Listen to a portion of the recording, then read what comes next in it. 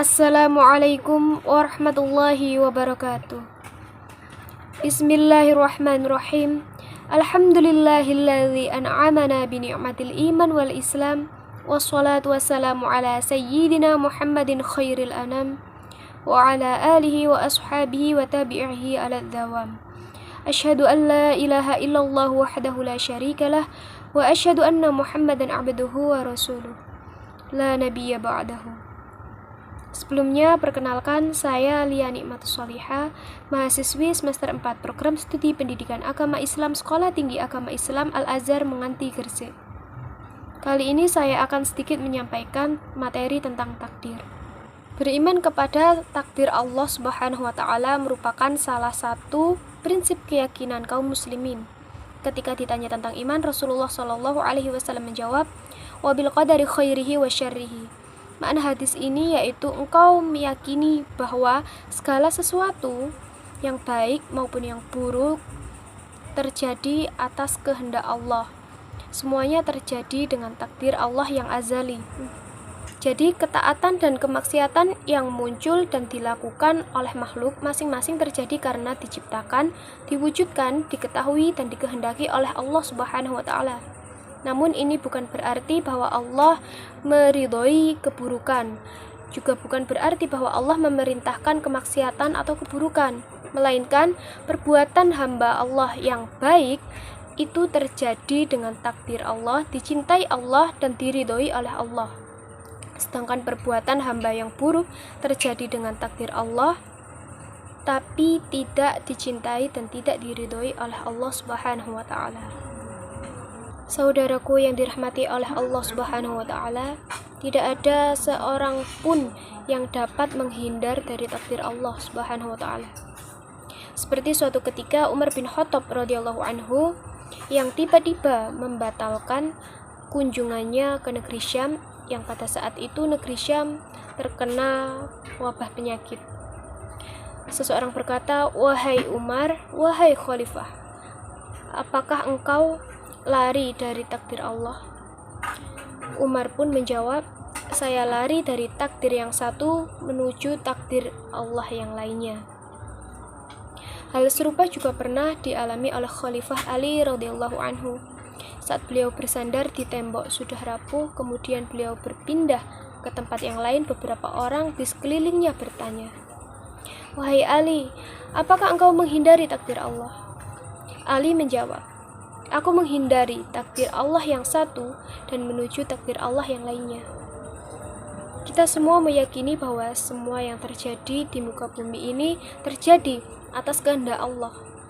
Entah itu yang baik ataupun yang buruk, semuanya diciptakan dan dikehendaki oleh Allah Subhanahu wa Ta'ala. Dengan adanya takdir yang baik dan buruk, semoga menjadi jelas dalam nalar agama kita bahwa tidak dibenarkan tawakal tanpa ikhtiar, pasrah tanpa usaha. Baginda Nabi Muhammad SAW pernah bersabda, "Innallaha law 'adzaba ahla ardihi wa samawatihi la'adzabahum wa huwa ghairu dhalimin lahum wa law rahimahum kanat rahmatuhu khairul lahum min a'malihim wa law anfaqta mithla khudhin dhahaban fi sabilillahi ma qabilahu Allah minka hatta tu'mina bil qadar wa ta'lama annama aswabak lam yakun liyuhti'aka wa ma akhta'aka lam yakun liyusibak walau mitta ala ghairi hadza dakhaltan nar." Maknanya, sungguh seandainya Allah Subhanahu wa Ta'ala menyiksa penduduk langit dan penduduk bumi, niscaya Allah akan menyiksa mereka tanpa Ia berlaku zalim kepada mereka. Dan seandainya Allah merahmati mereka, maka sungguh rahmat Allah itu lebih baik bagi mereka daripada amal perbuatan mereka. Dan seandainya engkau berinfak emas seberat gunung Uhud di jalan Allah, maka Allah tidak akan menerimanya darimu sampai engkau beriman kepada takdir. Dan engkau mengetahui bahwa apa yang ditakdirkan menimpamu, maka tidak akan pernah meleset darimu. Dan apa yang ditakdirkan tidak menimpamu, maka ia tidak akan pernah menimpamu. Dan jika engkau mati tidak dalam keyakinan ini, maka engkau akan masuk neraka. Hadis riwayat Abu Daud, Ibn Hibban, dan lain-lain. Mengenai apa yang telah saya sampaikan di atas, tidak berarti bahwa para hamba Allah tidak memiliki kehendak sama sekali sebagaimana yang dikatakan golongan Jabariyah. Golongan Jabariyah mengatakan bahwa hamba itu seperti bulu di udara yang tidak memiliki ikhtiar sama sekali.